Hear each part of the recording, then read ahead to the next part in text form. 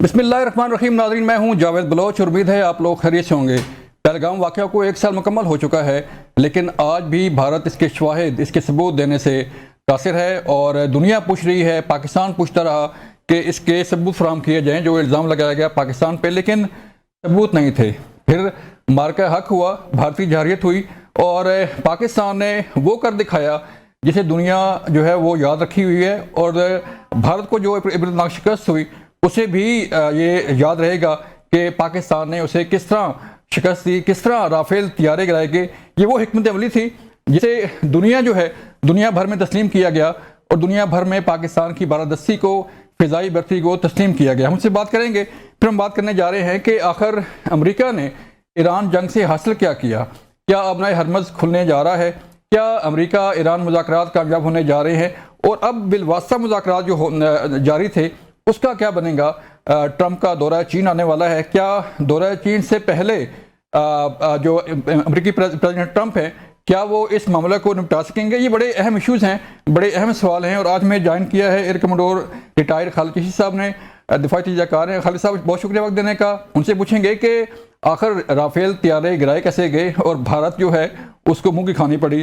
फिर हमें ज्वाइन कर रहे हैं गुलाम रसूल बलोच साहब, आप साबिक सफ़ीर हैं, तजज़ियाकार हैं, उनसे बात करेंगे। गुलाम रसूल साहब, आपका शुक्रिया वक्त देने का। खालिद साहब, मैं सर आपकी तरफ आता हूँ। सर, मार्के हक को 1 साल मुकम्मल हो गया है और पूरी कौम जो है वो इससे सेलिब्रेट कर रही है। पूरे पाकिस्तान में जो है इसकी तैयारियां की जा रही हैं, लेकिन राफेल तैयारे जिस तरह गिराए गए, जिस तरह ये फ़िज़ाई जंग हुई और ये हिकमत अमली जो है जो हमारे शाहीनों की थी, इस तरह इस पर रोशनी डालिएगा कि हुआ क्या था और भारत को किस तरह धूल चढ़ाएगी। सर, बहुत शुक्रिया बलोच साहब, आपने इनवाइट किया। अक्सर लोग जो एयर पावर को कम समझते हैं, मैं पाकिस्तान में भी और पिछले साल में बाहर भी था, अमेरिका में और कनाडा में कुछ इसी तरह की टॉक्स और इंटरव्यूज के लिए, तो वो समझते थे कि उस दिन बड़ा अच्छा दिन था, पाकिस्तान का बड़ा निशाने पर लगा मिसाइल, और वो समझते थे कि शायद पायलट्स हमारे यहाँ से 42 हवा में रवाना हुए 85 के मुकाबले में रात को 12:30 बजे बटन दबाया और किस्मत अच्छी निकली, जाकर निशाने पर लग गया। ऐसा नहीं होता, ये आपको पीस टाइम में करना पड़ता है। मैं अपनी डॉक्यूमेंट्रीज बनाता हूँ और मुझे ये एजाज है कि मुझे इन्हीं पायलट से मिलने का कुछ हफ्ते पहले ये एजाज हासिल हुआ था। और जब मैं इनसे बातें कर रहा था अपनी डॉक्यूमेंट्रीज के सिलसिले में, तो मैंने इनके जज्बे देखे। मुझे नहीं अंदाजा था कि चंद हफ्ते के बाद ये जंग असल होगी, और जो वो बातें और वादे और कमिटमेंट अपने आप को दोहरा रहे हैं और मुझे यकीन दिला रहे हैं, जिसको कहते हैं उनका इम्तिहान लिया जाएगा। एक बात, उस जमाने में भी बलोच साहब, जब मैंने इनसे बात की कि आप क्या ट्रेनिंग करते हैं, तो पायलट्स ने मुझे बताया कि हम सिर्फ और सिर्फ कॉम्बैट करते हैं, यानी एयर कॉम्बैट करते हैं, और हमारा main target anti Rafale tactics होता है। ठीक, जिसका मतलब ये है कि ऑलमोस्ट 3 साल से ये जो पायलट जो जहाज उड़ा रहे थे, ये समंदर में against the navy, Indian navy या सिमुलेशन, कोई इंडियन आर्मी की सिमुलेशन के खिलाफ कोई एक्सरसाइजेज या इस तरह के मिशन नहीं करते थे। उनको ये कहा गया था कि उन्होंने तमाम की तमाम पर फोकस करना है, जो राफेल की कमजोरियां हैं, जो उसकी शॉर्टकमिंग्स थी, जो उनको एक्सप्लॉइट कैसे करना है। तो मैं अब ये करना चाह रहा हूँ कि ये ऐसे नहीं हो जाता कि तुक्का लगा उस दिन और हमारी किस्मत ज्यादा अच्छी थी। अल्लाह ताला की मेहरबानी तो शामिल हाल डेफिनेटली रही, बिल्कुल, और ज्यादा, सबसे ज्यादा उस क्रेडिट को जाता है, उस लीडरशिप को, पाक फिजाई के server air chief marshal Zaheer Ahmad Babar Sidhu ने ये फोर्स ही किया था कि हमारा जो बैटल, जो एक एडवांटेज है, वो हिंदुस्तान के पास टिल्ट हो गया था जब राफेल उन्होंने लिए थे। तो हमने रिकॉर्ड मुद्दत में 2022 में तकरीबन 10 महीने की कलील मुद्दत के अंदर ना सिर्फ इन जहाजों को इंडक्ट किया बल्कि डे एंड नाइट ऑपरेशनलाइज किया, जबकि इंडिया को ये जहाज लेने में 5 साल लगे थे राफेल, जो हमने तकरीबन 1 साल के अंदर सारा ऑपरेशनलाइज किया था। तो ये, जैसे मैं बताना चाह रहा हूं कि ये पीछे एक विजन होती है, लीडरशिप की, एग्रेशन होती है, और जाहिर है फिर human skill, pilots, engineer, technician, air defence controller, सब ने मिलकर जो रोल प्ले किया था, एक टीम वर्क, वो कमेंडेबल है, तारीख का हिस्सा बन चुका है। हमने सर बड़ी वीडियोस देखी, AI वीडियो भी, और मुख्तलिफ लोगों ने वीडियोस बनाई उस डॉग फाइट पे कि किस तरह जो है वो उस रात को शाहीनों ने PL-15 जो है वो टारगेट किया और किस तरह राफेल तैयारे गिराए गए। थोड़ा सा रोशनी डालिएगा कि जब आप खुद पायलट रहे हैं, आप खुद एयरफोर्स का हिस्सा रहे हैं, आपने खुद जो है वो ऐसी मशकों में, ऐसी जंगों में हिस्सा लिया हुआ है, जब पायलट सर उड़ता है, फिजा में जाता है, तो उसके माइंड में क्या होता है, क्या प्लानिंग होती है, किस तरह उसको ऑपरेट किया जा रहा होता है? थोड़ा सा अगर आप रोशनी डालना चाहें तो। دیکھیے بلوچ صاحب ایک چیز کلیئر کر دیں, ہمارے ویورز کو یہ کلیئر ہونا چاہیے کہ میں جس پروفیشن سے میرا تعلق تھا جو پاک فضائیہ ہے اس کے اندر رنرز اپ اور گولڈ میڈل کے علاوہ برونز میڈل یا سلور میڈل کوئی ٹرافی نہیں ہوتی.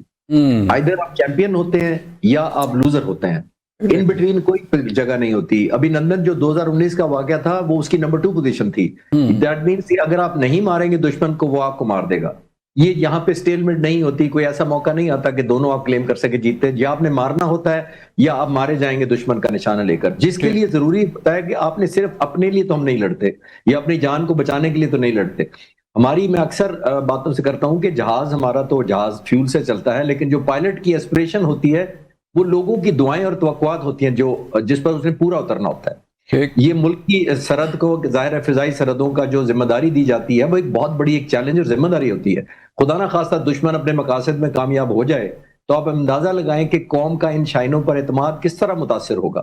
تو ان پر پورا اترنے کے لیے دن رات کوشش کی جاتی ہے, نئے ٹیکٹکس کیے جاتے ہیں, ایوالو کیے جاتے ہیں. جب آپ جنگ میں جاتے ہیں تو آپ نے بلوچ صاحب near war like scenario training کی ہوتی ہے.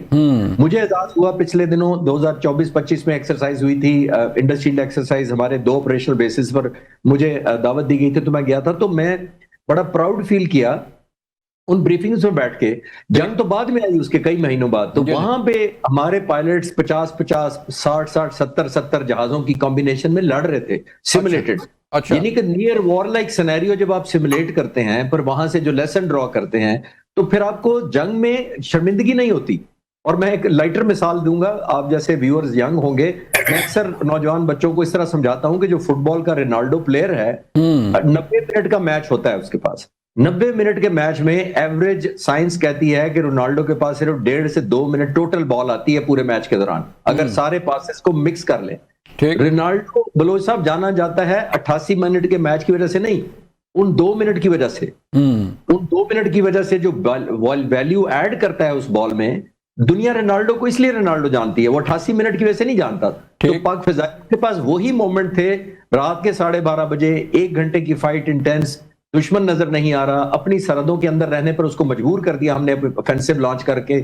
اس کے اندر پتہ یاب ہونا اور 8-0 ہونا الحمدللہ تاریخ کا حصہ ہے. سلام ہے قوم کو بھی جس نے بیک کیا اور ان پائلٹ سے انجینئر ٹیکنیشین. یہ فیصلہ ہوتا ہے سر کہ فیصلہ بر وقت فیصلہ جو ہے وہ کام آتا ہے. غلام رسول صاحب, ہمارے شائنوں نے تو رافیل گرا دیے, ہماری پاک فوج نے تو لائن آف کنٹرول پر دشمن کو دھول چٹا دی, لیکن سفارتکاری سر تھوڑا سا روشن ڈالیے گا کہ ایک طرف جو ہے وہ فوجیں جنگ لڑ رہی ہوتی ہیں اور دوسری طرف جو ہے ڈپلومیسی کام کر رہی ہوتی ہے, تو اس میں کمبینیشن ہوتا ہے سر. ایک طرف جنگ ہو رہی ہے, ایک طرف جو ہے ڈپلومیسی ہو رہی ہے, اپنا جو مدعا ہے وہ بیان کیا جا رہا ہے, اپنا نقطہ پیش کیا جا رہا ہے. سر کتنی اہم ہوتی ہے اس موقع پر سفارتکاری؟ شکریہ جی. دیکھیے اگر ہم ریکال کریں وہ لمحے جی تو وہ 1 سال پہلے کے, اور میں بھی آپ دوست بلاتے رہتے ہیں, تو میں یہ کہہ رہا تھا کہ اصل میں 2 چیزیں ہوتی ہیں. پائلٹ کی بات تو انہوں نے کی, صرف میں ایڈ یہ کروں گا کہ کوئی بھی جنگ پہلے دماغ میں جیتی جاتی ہے, جو لڑنے والا ہے اس کے. جب وہ دماغ میں جیت لیتا ہے اس کے بعد ہی وہ میدان میں جیتتا ہے. اور ہمارے سینئر کولیگ نے بتا دیا کہ کس طرح سے وہ دماغی جنگ آلریڈی جیت چکے تھے ہمارے شاہین, اور صرف میدان کا انتظار تھا. جیسے ہی میدان آیا وہاں وہ دماغ میں جیتی ہوئی جنگ, جذبات میں جیتی ہوئی جنگ اور ٹیکنالوجی میں سب سے اہم میں جیتی ہوئی جنگ کو انہوں نے صرف پروو کرنا تھا لیب میں. تو اٹس لائک اے لیب, وہ جو بیٹل فیلڈ ہوتی ہے وہ لیب ہے. وہاں پہ انہوں نے اپنی تھیوری پیش کر دی اور کہا کہ یہ فتح اس طرح ہوتی ہے, وکٹری اس طرح سے ہوتی ہے, اور دشمن کو مات اس طرح دی جاتی ہے. لیکن اس کے ساتھ ساتھ ایک نیریٹو کی انتہا سے زیادہ ہندوستان کی طرف سے چلی گئی, جبکہ ہمارا نیریٹو بہت ہی نپاتولا, بیلنس اور حقیقت میں مبنی تھا. دیکھیے جہاز گرنے کے تو ان کو بہت زیادہ ہزیمت اٹھانی پڑی, لیکن اس سے زیادہ جو جھوٹ بولے گئے, جھوٹی ڈپلومیسی چلی گئی, جو چلائی گئی پوری دنیا میں, جو غلط بتایا گیا, وہ پورے کا پورا ان کا ایڈیفس زمین پہ گر گیا. اس کے بعد جو وقار گرا ہے ہندوستان کا, وہ اپنا سر اوپر اٹھا نہیں سکے, اور مثال یہ ہے کہ وہ ریجیکٹڈ جو مال ہے دنیا کا وہ پھر ایک اور ریجیکٹڈ مال کے پاس گیا ہے، اسرائیل کے پاس گیا ہے. تو یہ it's a kind of testimony of our. اور پھر میں کنٹراسٹ کرتا ہوں. کنٹراسٹ دیکھیے کہ معرکہ حق کے بعد آپ وہاں پہ وہ آئسولیٹ کرنا چاہتے تھے، الحمدللہ آپ امن کے جو ہے وہ دائی بن گئے. آپ امن کے جھنڈے کو لے کے اس خطے میں امن، اس دنیا میں امن. اور آج ہم ثالث ہیں سر، آج ہم ثالث ہیں سپر پاور کے اور ایران کے درمیان. ایگزیکٹلی وہاں پہ آپ سپر پاور کو، وہ آپ سے کہہ رہا ہے کہ ہم صرف آپ پہ اعتبار کرتے ہیں. ایران کہتا ہے صرف آپ پہ اعتبار کرتے ہیں. پورا خطہ یہ کہتا ہے، پوری دنیا کہتی ہے کہ اگر کوئی امن لا سکتا ہے، اور الحمدللہ امن آیا، جنگ بند ہوئی، پروسیس چل پڑا.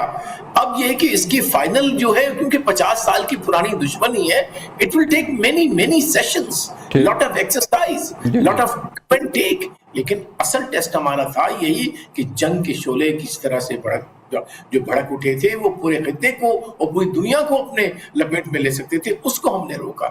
تو آپ کنٹراسٹ دیکھیے نا کہ جب ڈپلومیسی، نیریٹو اور فیلڈ، آپ کا جو بیٹل فیلڈ، اس میں ایک جب بیلنس ہو، ایک ہم آہنگی ہو، تو پھر ہی آپ کا وقار اوپر جاتا ہے الحمدللہ. اور پاکستان کا گیا.